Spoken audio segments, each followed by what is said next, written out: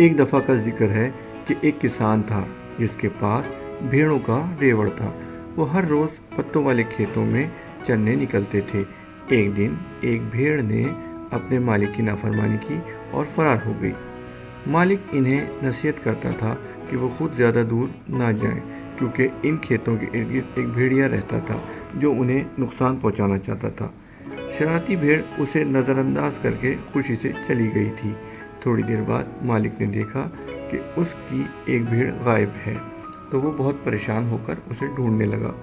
اس نے تلاش کیا لیکن وہ اسے کہیں نہ ملی اور اسے اس کے بارے میں غلط خیالات آنے لگے۔ پھر بہت تیز بارش شروع ہو گئی، لیکن کسان نے خراب موسم میں بھی اس کو ڈھونڈنے کا کام جاری رکھا۔ اچانک اسے ایک آواز سنائی دی کہ کوئی مدد مانگ رہا تھا۔ کسان دوڑتا ہوا اس جگہ پہنچا جہاں سے وہ آواز آ رہی تھی، تو اسے وہاں پر اپنی کھوئی ہوئی بھیڑ بھیڑیا کے ساتھ کھڑی نظر آئی۔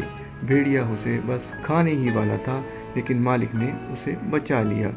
پھر وہ اپنی تمام بھیڑوں کو ایک ساتھ گھر واپس لے آیا اور انہوں نے جشن منایا اور ایک پارٹی منائی اور وہ سب ایک ساتھ اکٹھے ہو کر رہنے لگے۔